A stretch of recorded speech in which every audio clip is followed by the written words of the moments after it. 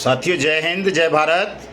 मैं मदन लाल आज़ाद, संस्थापक संयोजक, ठगी पीड़ित जमाकर्ता परिवार और all India bike board taxi union, आज दिनांक 12 मई 2025 को आप सबके समक्ष प्रस्तुत हूँ। राजधानी दिल्ली से कुछ खास खबरें और अपना विश्लेषण प्रस्तुत करने के लिए तो स्वागत है आप सबका आज के इस विशेष एपिसोड में। मैं रोज़ाना की तरह आप सबसे अनुरोध करूंगा कि जिन साथियों ने अभी तक हमारे YouTube चैनल युगांतर न्यूज़ को सब्सक्राइब नहीं किया है वो इसे सब्सक्राइब ज़रूर कर लें, ताकि आपको घर बैठे अपडेट मिलती रहे, जानकारियां मिलती रहें। इसको ज़्यादा से ज़्यादा शेयर कर दें ताकि अन्य साथी भी लाभान्वित हो सकें, और लाइक कमेंट भी ज़रूर कर दिया करें साथियों। ये आपका एक सहयोग है हमारे लिए, तो इस काम को ज़रूर कर लिया करें तमाम साथी। आज मैं सबसे पहले अभी खबरें बताऊंगा, थोड़ा सा सब्र कर लेना तमाम साथी। तो हमारे अजमेर से साथी हैं सम्मान सिंह बड़गुजर साहब, उन्होंने 500 रुपये की सहयोग राशि हमारे मिशन भुगतान आंदोलन को आगे बढ़ाने के लिए भेजी है। मैं बहुत बहुत आभार व्यक्त करता हूं, उनका धन्यवाद देता हूं बड़गुजर साहब का। और भी कुछ साथियों ने, चूँकि मैं कई दिन से बता नहीं पाया साथियों, नितिन निरंजन साहब हैं, इन्होंने 600 रुपये भेजे थे। अनुराग सुहाने साहब हैं, इन्होंने भी 600 रुपये। पवन सिंह सनौफ थान सिंह जी 500 रुपये। मंजू शर्मा जी 200 रुपये। राज साहब ने 51 रुपये और सुष्मिता नेगी ने 200 रुपये की सहयोग राशि भेजी थी। तो ये 9 तारीख से चूँकि मैं बता नहीं पाया, और आपसे भी साथ साथ अनुरोध करूँगा तमाम साथियों से, चूँकि साथियों ये राष्ट्रव्यापी आंदोलन है, बड़ा आंदोलन है, और इसको और व्यापक बनाने के लिए, जीत तक पहुंचाने के लिए धन की आवश्यकता है, संगठन की आवश्यकता है। तो इन दोनों चीज़ों पर तमाम साथी मेहनत करें, धन से भी सहयोग करें, ताकि हमारे पास एक विशाल धनराशि हो। और चूँकि खरीदने का दौर चल रहा है, मीडिया को ख़रीदा जा सकता है, सरकार को, सिस्टम को, और भी तमाम चीज़ें, सब कुछ बिकाऊ है देश में। तो इस बिकाऊ देश में बहुत सारी चीज़ों को खरीदना पड़ता है हमें भी, तो उनके लिए धन की आवश्यकता पड़ती है। और चूँकि बड़ा आंदोलन है तो बड़ी चीज़ें खरीदनी है, तो उसमें आप सबका सहयोग चाहिए, आर्थिक सहयोग, धन त्याग तमाम साथी करें। उसके लिए मेरा नंबर नोट कर लें, 9560479048। इस नंबर पर गूगल पे, फ़ोनपे, पेटीएम, UPI इत्यादि के माध्यम से आप अपनी सहयोग राशि भेजकर मुझे मेरे दूसरे नंबर पर 7827581213 पर उसका स्क्रीनशॉट अवश्य डाल दिया करें, ताकि आपका नंबर सेव कर लूँ, मैं आपका आभार व्यक्त कर सकूँ, आपका नाम ले सकूँ साथियों।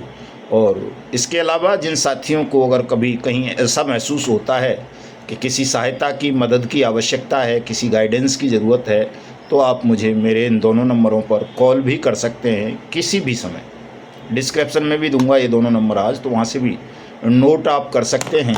और चूँकि संगठन को बड़ा करना है साथियों, तो तमाम साथी जिन प्रदेशों में कार्यकारिणी नहीं है वहाँ प्रदेशों में कार्यकारिणी बनाइए, जिन जिलों में नहीं है उन जिलों में बनाइए, जिन तहसीलों में नहीं है उन तहसीलों में बनाइए, और बूथ स्तर तक संगठन का विस्तारीकरण करें। चूँकि ये अत्यावश्यक है इस लड़ाई को जीतने के लिए। अगर हम साथी नहीं जोड़ सके तो ये लड़ाई लंबी खिंचती रहेगी। तो तीनों जो हमारे लक्ष्य हैं वो तभी जल्दी से जल्दी पूर्ण हो सकेंगे जब हमारे पास पर्याप्त मात्रा में धन भी होगा और संगठन के साथी भी होंगे। और 3 लक्ष्य मैं हमेशा आपको बताता हूँ, आज पुनः दोहरा देता हूँ। पहला लक्ष्य है देश के 42 करोड़ से ज़्यादा ठगी पीड़ितों का भुगतान, भले ही वो किसी भी कंपनी या क्रेडिट कोऑपरेटिव सोसाइटी, फर्म, निधि वगैरह के पीड़ित हों, जमाकर्ता हों, निवेशक हों। दूसरा लक्ष्य है हिंदुस्तान के उन तमाम 2 करोड़ से ज़्यादा निर्दोष एजेंट साथियों को सुरक्षा, सम्मान, रोजगार, पुनर्वास की गारंटी का अधिकार देना, जो इन 3 लाख से ज़्यादा ठग कंपनीज या क्रेडिट कोऑपरेटिव सोसाइटी वगैरह में एजेंट का काम करते थे। हालांकि वो सब निवेशक भी हैं, निवेशक एजेंट में कोई ज़्यादा अंतर नहीं है, लेकिन सरकार बेईमानों की है, सिस्टम बेईमानों का है, और ठग तो ठग हैं ही। उन्होंने इस तरह से आपको डिवाइड कर दिया है ताकि आप आपस में एकजुट ना हो सकें, निवेशक और एजेंट, और आपकी आपस की इस लड़ाई का फ़ायदा ठग, बेईमान और सरकार, शासन प्रशासन उठाता रहे। और हमारा प्रयास आप दोनों को जोड़ देना है, आपस में एकजुट कर देना है। राष्ट्रीय एकता तो है ही, हम हमेशा राष्ट्र की एकता की बात करते हैं, लेकिन राष्ट्र की एकता भी तो तभी होगी जब हमारे एजेंट और निवेशक साथी आपस में एकजुट होकर इस सच्चाई को समझेंगे और इस अन्याय के, जुल्म के, शोषण के, उत्पीड़न के, विभाजन के खिलाफ लड़ेंगे। तो इस सच्चाई को समझें तमाम साथी। और जैसी कि ईश्वर की इच्छा है कि हिंदुस्तान को ठगमुक्त, बेईमान रहित राष्ट्र राज्य के रूप में स्थापित किया जाए, और परमात्मा ने इस काम के लिए हमको और आपको चयनित कर लिया है, तो हमको और आपको ये काम भी करना है। और ये काम होगा निसंदेह, संदेह करने की आवश्यकता नहीं है। संसार की कोई भी ताकत इन तीनों कामों को होने से रोक नहीं पाएगी साथियों। ये तीनों काम होंगे, इसलिए पूरे मनोयोग से तमाम साथी इस काम में जुट जाएं। और ठगों का आतंक बताने से पहले मैं आपसे बधाई देना चाहूँगा। आज बुद्ध पूर्णिमा है और वैशाख पूर्णिमा भी बोल देते हैं इसको। बुद्ध पूर्णिमा का अपने आप में एक बड़ा महत्व है। महात्मा गौतम बुद्ध, जिनको तथागत भगवान गौतम बुद्ध भी कहा जाता है, उन्होंने शांति, सत्य और अहिंसा का संदेश न केवल हिंदुस्तान को बल्कि सारी दुनिया को दिया था। और उस वक्त भी लोग आपस में झगड़ रहे थे। तमाम छोटे छोटे राजा और बड़े बड़े महाराजा भी आपस में लड़ते झगड़ते रहते थे, कभी स्त्रियों के पीछे, कभी नदियों के पीछे, कभी राज्य की सीमाएं बढ़ाने के पीछे, तो कभी अहंकार के कारण। और ऐसे दौर में भगवान गौतम बुद्ध का अवतरण पृथ्वी पर हुआ था और उन्होंने उस हिंसा के दौर में अहिंसा से लोगों को सद्बुद्धि दी, ज्ञान दिया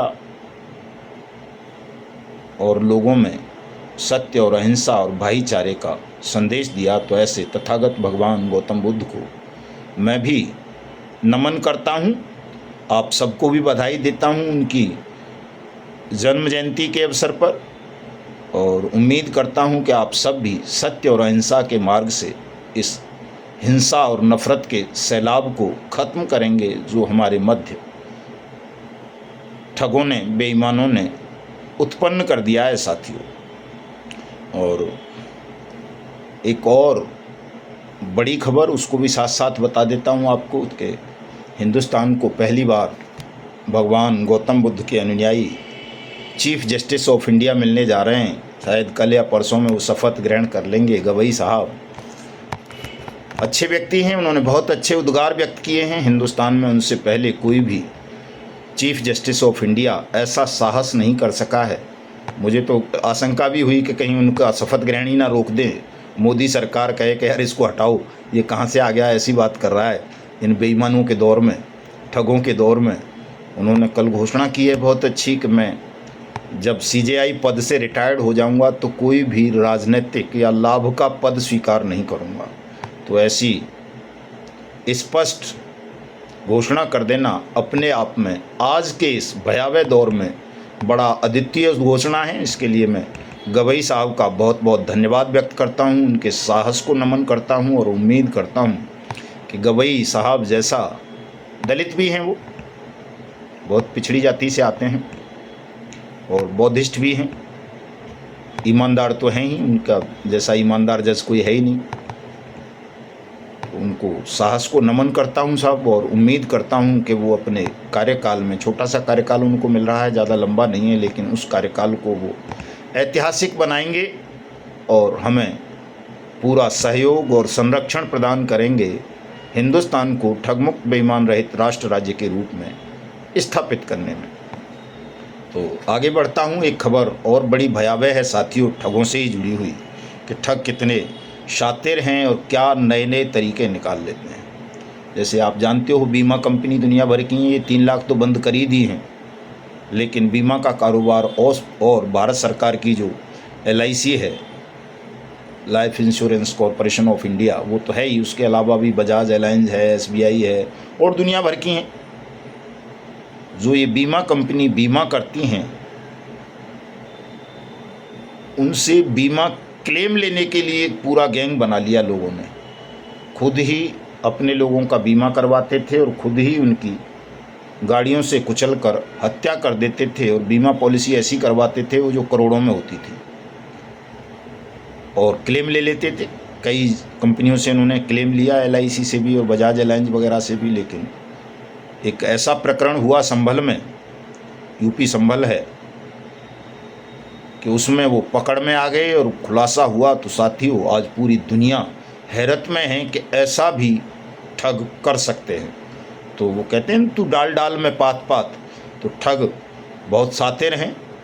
सरकार, सिस्टम ये कुछ सोचते हैं, हम कुछ सोचते हैं, लेकिन ठग कोई ना कोई तरीका सरकार को ठगने का, संस्थानों को ठगने का, नागरिकों को ठगने का निकाल ही लेते हैं। और ठगों से हमारी राष्ट्रीय सुरक्षा को भी खतरा पैदा हो गया है साथियों। ये जो साइबर ठग हैं, जो विदेशों से हम तकनीक ले रहे हैं, उसके कारण हमारी राष्ट्रीय सुरक्षा को भी बहुत भारी खतरा पैदा हो गया है। और मोदी सरकार इस ओर से बिल्कुल लापरवाह है। अगर वो लापरवाह नहीं होती तो साथियों, ये तमाम ठगी प्रकरण रोक दिए जाते और जो देश के 42 करोड़ से ज़्यादा नागरिक ठगी का शिकार बने हैं, उनका भुगतान कर दिया जाता वाट्स एक्ट 2019 के अंतर्गत। चूँकि ये अनियमित जमा योजनाएं पाबंदी अधिनियम 2019 संसद ने, सरकार ने बनाया ही इसलिए था कि देश के तमाम ठगी पीड़ितों की जमा राशि का 2 से 3 गुना भुगतान सरकार कर दे, 180 दिन में आवेदन लेकर के कर दे। लेकिन इस कानून की अनुपालना देश भर में नहीं हो रही है। इस कानून की अनुपालना कराने के लिए ही हमारा समूचा आंदोलन है, चाहे वो हिमाचल हो, पंजाब हो, हरियाणा हो, दिल्ली हो, उत्तराखंड हो, यूपी हो, बिहार हो, झारखंड हो, या राजस्थान हो, MP हो, छत्तीसगढ़ हो, कर्नाटका हो, महाराष्ट्र हो, गुजरात हो, आसाम हो, या गोवा हो, या उड़ीसा हो, या अरुणाचल हो, या तमिलनाडु, तेलंगाना, आंध्रा वगैरह जितने भी राज्य हैं देश के, संपूर्ण राज्य में जम्मू कश्मीर तक, हम अपने आंदोलन को विस्तारित कर देना चाहते हैं। पूरे देश को बता देना चाहते हैं कि ये कानून बना है, इस कानून में भुगतान की गारंटी दी गई है और इस कानून की अनुपालना शासन प्रशासन की कुर्सियों पर बैठे हुए लोग ही नहीं कर रहे। इसलिए देश को, ठगी पीड़ितों को एकजुट होने की आवश्यकता है। और जो लोग शासन प्रशासन में बैठकर ठगों को संरक्षण प्रदान कर रहे हैं, उनको सरकारी पदों से हटा देने की ज़रूरत है, ताकि सबका भुगतान हो सके, सबको सुरक्षा सम्मान मिल सके और हिंदुस्तान ठग मुक्त, बेईमान रहित राष्ट्र राज्य के रूप में स्थापित हो सके। साथियों, एक कूटे ग्रुप था साथियों, उसके यहाँ छापामारी हुई है और उसने 2467 करोड़ रुपए की ठगी की थी, जिसमें से लगभग 188 करोड़ रुपए की रिकवरी ED ने कर ली है। और ये कंपनी भी, जो कूटे ग्रुप था, ये भी पोंजी स्कीम चलाता था। तो ED को भी धन्यवाद। लेकिन जल्दी से जल्दी भाई ED वालों, ये पैसा बांटना शुरू कर दो। क्यों अपनी और अपने आकाओं की मिट्टी खराब करवाना चाहते हो? ये पैसा इसलिए नहीं आप जब्त कर रहे हो कि इसको खाओ पियो मौज करो। ये पैसा निवेशकों का पैसा है, इस पर पहला अधिकार निवेशकों का है।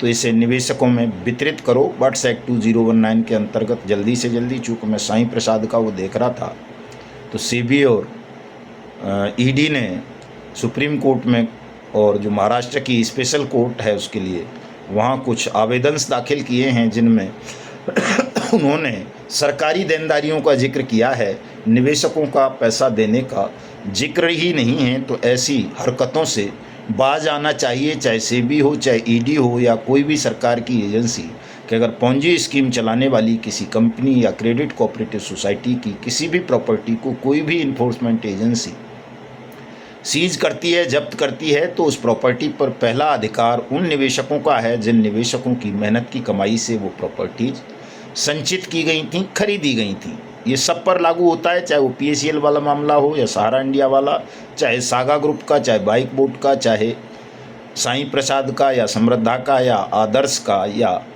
नेक्सा एवरग्रीन का, या साइंस सिटी का, या रोज वैली, पिनकॉन, हीरा गोल्ड वगैरह वगैरह का। सब पर पहला अधिकार है अगर किसी का, तो वो निवेशकों का है। और अगर निवेशकों के अधिकार पर डकैती डालने का प्रयास शासन या प्रशासन कोई भी करेगा तो हम उसकी खिलाफत करेंगे और उनको भी दंडित करेंगे बहुत जल्दी। ये ध्यान रखना, किसी को भी नहीं बख्शेंगे हम अगर हमारे निवेशकों का भुगतान नहीं किया गया तो। एक हमारे अलीगढ़ में बड़ी दर्दनाक घटना हो गई है साथियों।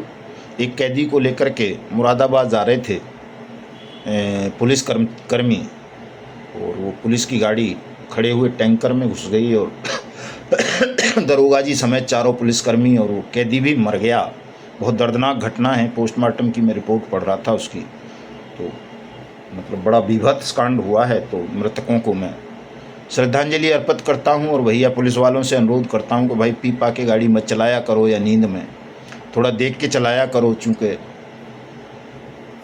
तुम बड़ा महत्वपूर्ण अंग हो देश का। अगर इस तरह से पुलिसकर्मियों के साथ भी होता रहा तो इस राष्ट्र राज्य की रक्षा कौन करेगा। सीमाओं की रक्षा तो सेना कर लेगी, लेकिन राष्ट्र की, राज्य की, नागरिकों की, कानून की रक्षा करना तो पुलिस का काम है। और पुलिस सबसे महत्वपूर्ण विंग होता है किसी भी राष्ट्र का, समाज का, देश का। तो सुरक्षित रहें तमाम साथी, क्योंकि पुलिस ठीक हो जाएगी तो सारे गुंडे, माफिया, ठग सब ठीक कर लिए जाएंगे। तो हमारा पहला लक्ष्य हमेशा रहा है कि हम पुलिस को सबसे पहले ठीक करेंगे, चुस्त करेंगे, दुरुस्त करेंगे, ईमानदार बनाएंगे। तो साथियों, आज मैं ज़्यादा लंबी वार्ता नहीं करूंगा, मैंने तमाम चीज़ें बता दी हैं, समय भी ज़्यादा हो गया है, किसी काम में व्यस्त था मैं। तो मैं इतना ही कहना चाहूँगा कि तटस्थ मत रहो। ठगों से मुलाकात जो कर रहे हैं वो तो दोषी हैं ही, वो तो देश के दुश्मन हैं ही, उनका तो अंत होगा ही। लेकिन साथियों, जो तटस्थ हैं, समय लिखेगा, उनका भी अपराध और समर शेष है, नहीं पाप का भागी केवल व्याध। ये शुक्ल साहब ने हमारे ने भेजी थी आज पंक्ति, तो चूँकि मेरी तो बहुत प्रिय है मुझे रामधारी सिंह दिनकर साहब का हर चीज़। तो समर शेष है, नहीं पाप का भागी केवल व्याध, और समय, जो तटस्थ हैं, समय लिखेगा उनका भी अपराध।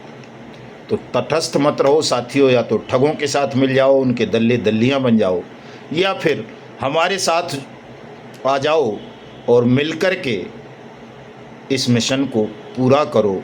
भारत माता चीख रही है, आपको पुकार रही है। अगर भारत माता का अंश, उसके प्रति प्रेम तुम्हारे अंदर अंश मात्र भी है तो इस वक्त एकजुट हो जाओ तमाम साथी, और एकजुट होकर इस आंदोलन को इतना बड़ा कर दो कि हम शासन प्रशासन में बैठे हुए ठग बेईमानों का समूल अंत कर दें।